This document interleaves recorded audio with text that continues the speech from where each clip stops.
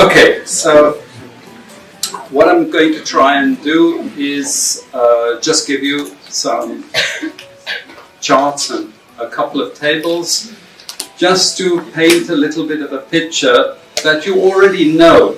Okay, so what this presentation is fundamentally designed to say is this.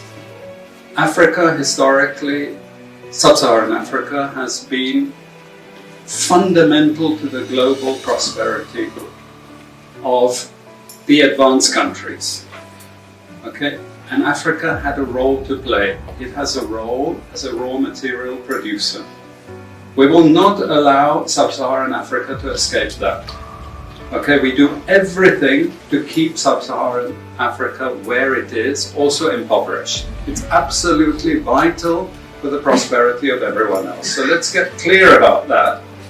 Okay, and this means all the economic structures, all the global institutions, and the economics we teach everyone is all designed to keep Africa exactly where it is. And whether it is Europe or US or now China, it's always the same. We need Africa to be impoverished because we need those raw materials and we need them dirt cheap. Okay, so that's the message. It doesn't mean to say that there's nothing Africans can do. Of course there is. Okay, but this is the opposition that they're fighting. This is what it's about. Because if Africa does do something different, I assure you living standards of all those in Europe and North America and Asia is going to fall. Okay? And that is a big price to pay. I assure you that the West is not going to allow that without a big fight. Okay, so this is what it's fundamentally about. What I want to show you is how these structures are operating. It's just 20 minutes, so we can't do very much, but just to give you a little bit of an idea. And why I keep the ideology part there is because we are part of the producers of ideology. At universities and academic institutions, we are complicit in this whole enterprise. Okay, so the job of many Western academics is to convince Africans they have to keep doing what they're doing. Okay, and to show them it's your fault that you're poor. It's not our fault. It's your fault that you're poor. You know, so this is what we do in academic institutions, and I want to show that as well. To start, this is what it's basically about, so you know what it's about. But I want to just show you the extent to which Africa is specializing in the production of raw materials and basic agricultural goods. We know the basic forces that have caused this underdevelopment. We know it's colonization. I will not discuss that very much because my colleague speaker is going to go into some aspects of this. But I do want to discuss the global economic structures, the global financial institutions, and economic ideology, briefly, to give you a flavor of those. Let me start with this. You can't really see it so easily, but if those of you who are interested, you want the PowerPoint, I'm sure we can make it available to you.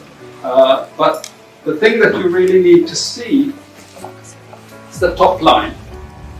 Okay, and the extent of dependency is captured by this statistic at the top.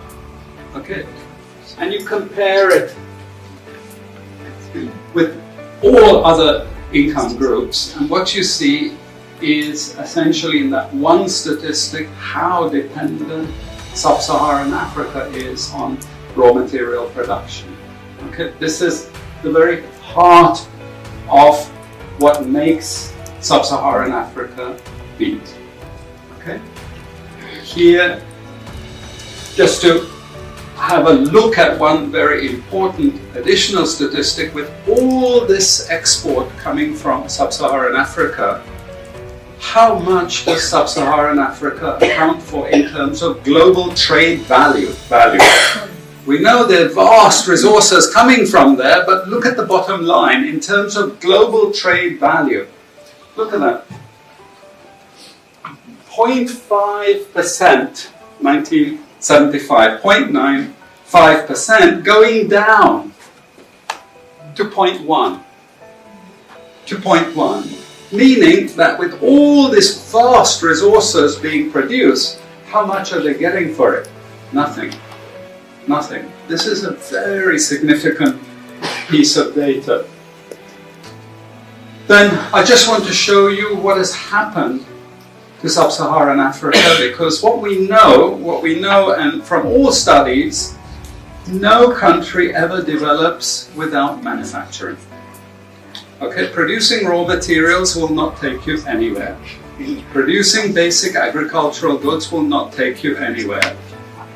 And let's have a look at how much manufacturing activity takes place in Sub-Saharan Africa.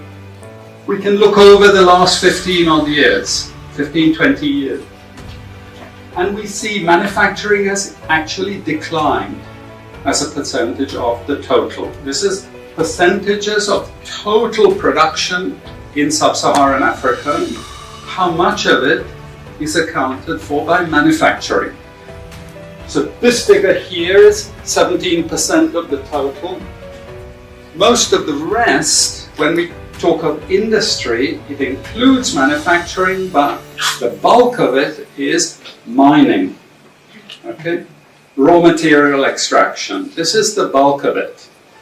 And here we see actually raw material extraction has stayed the same. What has caused industry to fall is the fall in manufacturing production. This is deliberate because we will never, as Western economists, as Western policymakers, we cannot afford to allow Africa to industrialize and start producing manufactures. Okay, so we will do everything to stop that.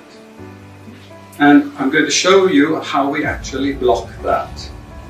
It's obvious in certain ways, but it's less obvious in other ways. Now, we have actually seen periods of rapid growth in Sub-Saharan Africa, misleading people, saying, oh, you know, we're now doing much better. And this has happened recently.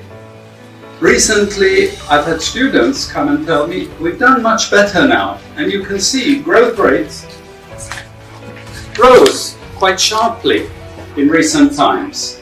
Now are starting to go again down. But if you look historically, the same thing happened earlier. Why? Because in these two periods, we had East Asian rapid industrialization processes. So in the earlier period, we had Japan and Korea and Taiwan.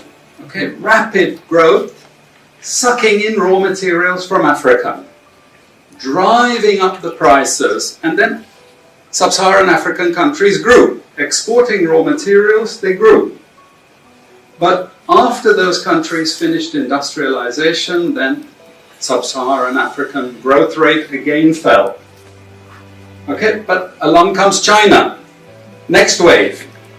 Okay, again, Sub-Saharan African growth rises, but now China is going down. As many of you now know from the press, China is going down. But Sub-Saharan Africa is going down even faster. And we're going to go back to where we were again, with very low prices of raw materials, very low growth rates, and again, the sorts of poverty that we saw once before. Because, bottom line, Sub-Saharan Africa is condemned to this role, just the supplier of raw materials, not a manufacturer.